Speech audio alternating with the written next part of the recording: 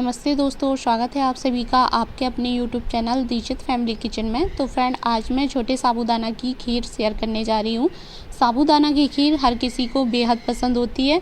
इस खीर को आप व्रत में भी खा सकते हैं और जब भी आपका मन करे तब आप इस खीर को बनाकर खा सकते हैं। तो एक बार मेरे तरीके से इस खीर को ज़रूर बनाकर ट्राई करना। तो फ्रेंड, अगर आप लोग बड़े साबूदाना की खीर भी बनाना सीखना चाहते हैं तो बड़े साबूदाना की खीर हमारे चैनल पर पहले से ही अपलोड है। बड़ी साबूदाना की खीर की लिंक मैं आपको डिस्क्रिप्शन बॉक्स में डाल दूंगी, तो उस लिंक को क्लिक करके आप बड़े साबूदाना की खीर भी बनाना सीख सकते हैं।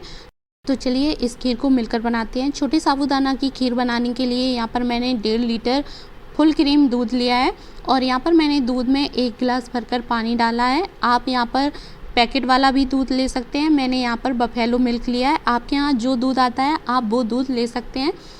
तो दूध में 1 उबाल आने तक हमें दूध को पका लेना है। जब तक हमारा दूध में 1 उबाल आ रहा है तब तक हम साबूदाना देख लेते हैं। तो फ्रेंड, यहाँ पर मैंने छोटे वाले 200 ग्राम साबूदाना लिया है और साबूदाना को हम पानी में भिगोने के लिए छोड़ देंगे जब तक कि हमारे दूध में उबाल आ रहा है तब तक के लिए। तो देखिए यहाँ पर हमारे दूध में 1 उबाल आ गया है। दूध के अंदर हम साबूदाना डालेंगे। तो हमने जो साबूदाना भिगोने के लिए छोड़ा था उसका पानी निकाल कर हमें साबूदाना को दूध के अंदर डाल देना है।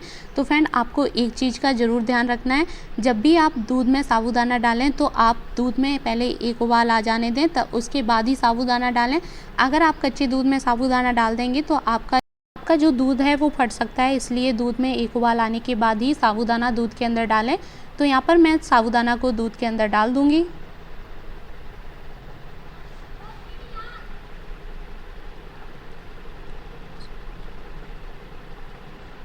अब हमें दूध और साबूदाना को लगातार चलाना है, नहीं तो हमारा जो साबूदाना है वो नीचे तरी में बैठ जाएगा, मतलब कि बर्तन में लग जाएगा।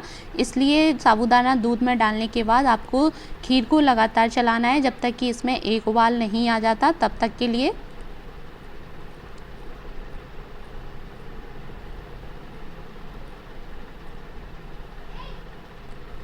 तो देखिए यहाँ पर हमारी खीर में 1 उबाल आ गया है साबूदाना डालने के बाद। अब हम खीर को लगभग 15 से 20 मिनट तक और पकाएंगे। जब तक कि हमारा जो साबूदाना है वो फूल नहीं जाता तब तक आपको खीर को 15 से 20 मिनट तक और पकाना है। तो 15 से 20 मिनट बाद हम आपको दिखाते हैं हमारा जो साबूदाना है वो फूल चुका है। और एक साबूदाना को हम इस तरह से उंगली में लेंगे और दबाकर देखेंगे। अगर आपका साबूदाना दब जाता है तो आप समझ जाएं कि आपका जो साबूदाना है वो बन चुका है। अब हम खीर को 5 मिनट तक और पकाएंगे, फिर हम खीर में चीनी डालेंगे। तो आप देख सकते हैं हमारा जो साबूदाना है वो दूध में अच्छी तरह से मिक्स हो गया है और आप देख सकते हैं दूध के ऊपर साबूदाना हल्का हल्का उतराने लगा है, मतलब कि दूध में साबूदाना अच्छी तरह से मिक्स हो गया है। अब हम इसमें डालेंगे चीनी। तो यहाँ पर मैंने 150 ग्राम चीनी ली है और चीनी को हम खीर के अंदर डाल देंगे। और चीनी डालने के बाद खीर को हमें 5 मिनट के लिए और चला लेना है।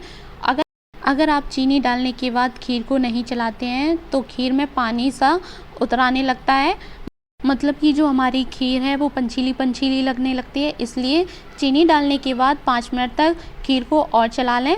और खीर के अंदर चीनी आप अपने हिसाब से डालें, जितना आप मीठा खाना पसंद करते हैं उस हिसाब से आप खीर के अंदर चीनी डालें। तो यहाँ पर मैं 5 मिनट के लिए खीर को और चला लेती हूँ। ये खीर 15 मिनट में बनकर तैयार हो जाती है। और 5 मिनट बाद अब हम खीर के अंदर डालेंगे सूखे मेवे। तो यहाँ पर मैंने कुछ कट करके मखाने लिए हैं और यहाँ पर मैंने कद्दूकस करके सूखा नारियल लिया है जिसको हम गोला बोलते हैं। आप यहाँ पर सूखे मेवे में काजू, बादाम, किशमिश, चिरौंजी, जो आपकी इच्छा हो वो ले सकते हैं। और खीर के अंदर सूखे मेवे आप तभी डालें जब आप गैस बंद कर दें। अगर आप जलती हुई गैस में सूखे मेवे डाल देते हैं तो आपकी जो खीर है वो जल्दी खट्टाने लगेगी, मतलब कि जल्दी ख़राब हो जाएगी। इसलिए गैस बंद करने के बाद ही खीर के अंदर सूखे मेवे डालें और मेवे को हम खीर के अंदर अच्छी तरह से मिक्स कर लेंगे। तो फ्रेंड, अभी आपको ये खीर जो है वो पतली लग रही होगी, लेकिन साबूदाने की जो खीर होती है वो रखी रखी भी गाढ़ी होती है, इसलिए आप हल्का सा इसे पतला ही उतारें।